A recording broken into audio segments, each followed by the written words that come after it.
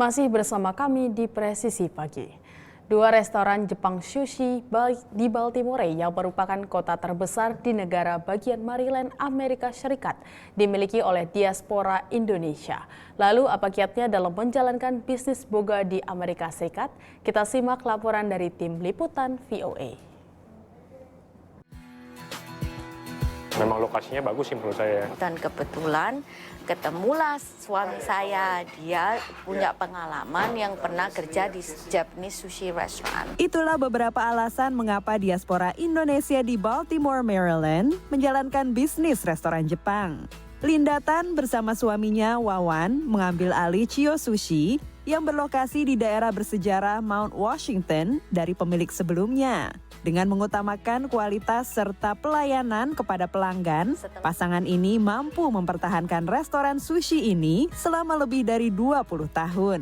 Primarily the food, and then also the hospitality of Linda and Wawa. Kualitas sushi yang ditawarkan juga menjadi andalan Nanami Cafe yang berlokasi di Fells Point, daerah pelabuhan bersejarah di Baltimore. Ini namanya Amberjack, tapi masih satu keluarga lah. Restoran sushi yang sudah berdiri sejak 2001 diambil alih Nicholas Santoso dan ibunya tahun 2017 yang sebelumnya adalah karyawan di Nanami Cafe. Jadi saya sendiri sebenarnya mulai itu tahun 2007 ya, baru lulus SMA dan saya dipanggil mama ya, kamu mau apa nggak ke sini gitu ya. Sebenarnya nggak ada kepikiran mau kerja di restoran bisnis sebenarnya. Sama sekali tak memiliki latar belakang di industri boga, minat Niko untuk bekerja di bisnis ini tumbuh setelah bekerja dan belajar di Nanami Cafe. Mulai di dapur dulu, masak dulu. Jadi pertama kali itu potong ikan aja gitu ya, itu susah sekali gitu loh.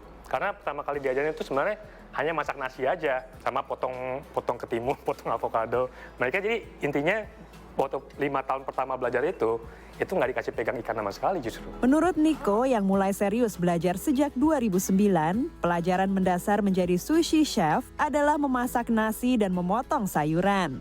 Selain itu, memilih pemasok ikan mentah berkualitas juga menjadi kunci keberhasilan sebuah restoran sushi. Best seller di sini itu kita punya tuna ya sebenarnya. Bluefin tuna itu kita selalu pakai dari Spain sekarang. Menurut saya itu kualitasnya paling tinggi sekarang. Dengan berbagai kreasi sushi yang dibuat Niko serta resep saus buatan ibunya, yang bikin saus pun mama in-house di sini. Nanami Cafe mampu mendatangkan sekitar 100 pelanggan per hari di akhir pekan yang membelanjakan antara 30 hingga $100 per orang. Saya sih suka kalau misalkan bikin makanan gitu ya, keluar ke customer, kita lihat customer-nya suka gitu ya, itu sesuatu kayak ada kebanggaan sendiri juga sih.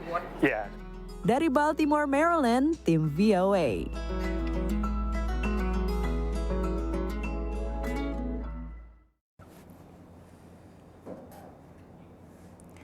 Jatuh cinta dengan fotografi sejak SMA di Bandung, sosok diaspora Indonesia bernama Agung Fauzi di restoran Virginia merintis Seize the Day Photography. Bisnis fotografi yang mulai dilakoni sejak 2006 di Texas, kini telah berkembang dan menawarkan jasa pemotretan pernikahan, korporasi, hingga sekolah. Kita simak laporan dari tim liputan VOA. Who's that guy? Oh yeah, I like that.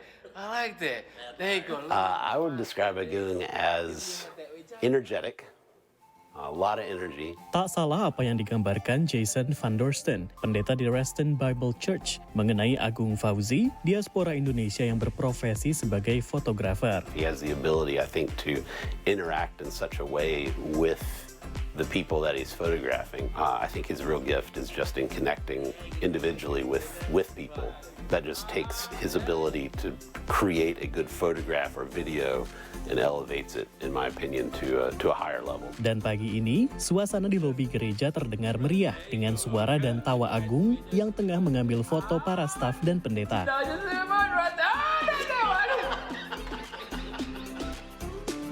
Dan biasanya kayak dialek saya, waktu saya bahasa Inggris, itu mereka sound make them happy. Mengabadikan kebahagiaan yang terekam dalam hasil bidikan kameranya menjadi kepuasan bagi Agung yang mulai jatuh cinta dengan fotografi sejak SMA di Bandung. Karena saya bisa men-stop waktu dan rekam di gambar dan nanti 50 tahun lagi mereka lihat, mereka bisa teringat how the moment so priceless. Setelah pindah ke Amerika, ia mulai menjadi fotografer pernikahan dan merintis Seize the Day Photography tahun 2006 di Texas. Karena setiap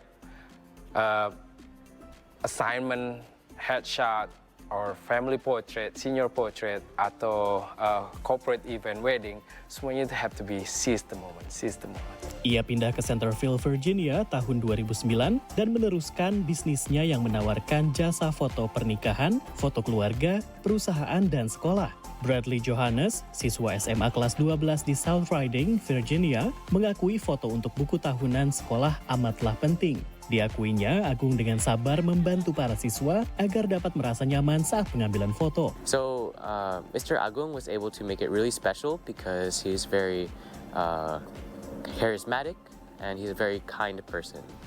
He was able to make us happy when we were taking pictures, and he just came with energy and just brought the whole mood up. Walaupun biaya yang dibebankan Agung untuk kliennya tidak murah, seperti foto pernikahan yang berkisar dari 4.000 hingga 10.000, bahkan 15.000 dolar, namun Agung juga fleksibel dalam membebankan biaya pemotretan kepada klien. Straight point ya, langsung saya bilang budgetnya berapa?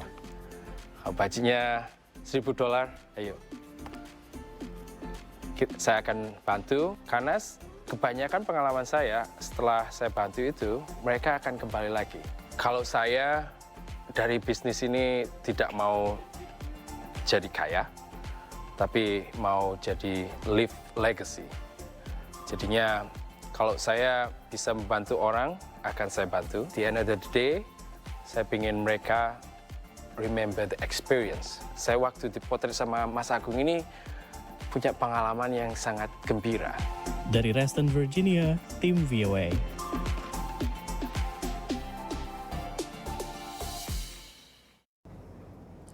Tetaplah bersama kami. Presisi Pagi akan segera kembali.